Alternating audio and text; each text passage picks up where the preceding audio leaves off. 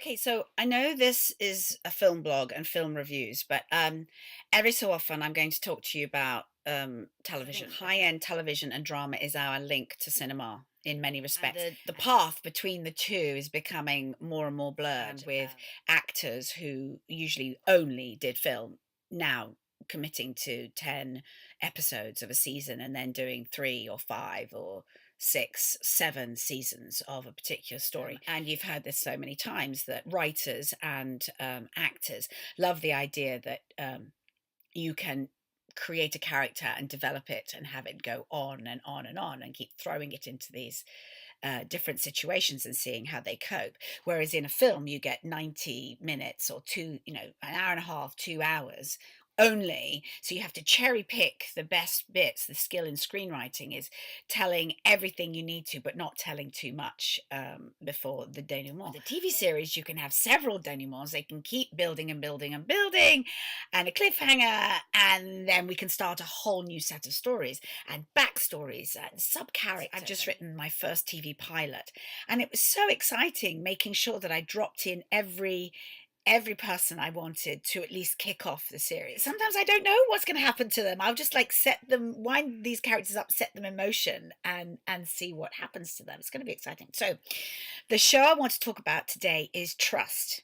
And it's been on BBC Two, and you could download all the episodes immediately. It stars Donald Sutherland as Paul Getty, the billionaire, who famously, we all know, because we can all Wikipedia the story, his grandson was kidnapped by the Italian mafia and he refused to pay the ransom money. Maybe it's not as popular at the moment, say, as Bodyguard or Killing Eve, because we think we've all seen the story before. Last year, famously, All the Money in the World, which is the same story, had to be recast at the last minute and replaced Kevin Spacey with Christopher Plummer because Kevin Spacey had been accused of sexual misconduct. I love anything that's based on a true story. I just love it because you can't argue with the facts. When somebody says, but that would never happen in real life, that's unbelievable.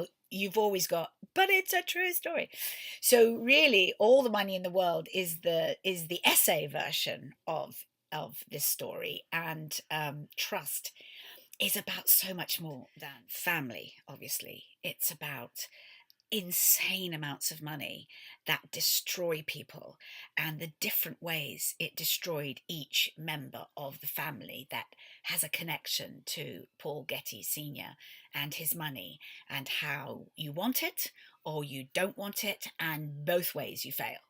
Both ways. So I started watching it at the same time as I was watching Killing Eve, and last night I watched the final 3 or 4 episodes.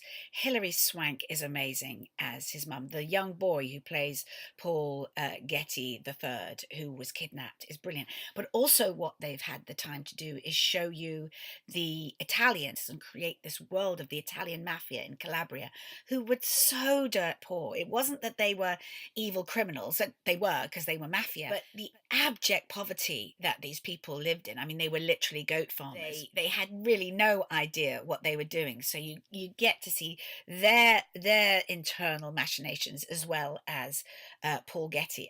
One of my favorite bits, this is a spoiler alert, what you come away with is that Paul Getty would not pay $5 million to release his grandson, but he went to the British Museum and offered them $500 million for the Elgin marbles.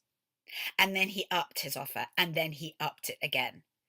And the imbalance of how this man's mind works. And Donald Sutherland he's just brilliant. He's brilliant. I mean, I think there could almost be another series because this family is like a big, huge soap opera. You'd have to ask Danny Boyle and Simon Beaufoy, who wrote it, if they've already got plans for something more. Another reason I believe we're gripped to these television shows is that they're filmed so stylishly. It's not like television that we grew up on. There's all this style and a musical score and use of rock music and all of that's so cinematic. It's all borrowed from cinema. I'm going to go back and watch Sharp Objects, which had a very similar style that was all about the music and the soundtrack of the music she played on a tape in her car. How all of that quick editing and cutting just gives us glimpses into the character's mind, which is just, it's genius. I love it. That's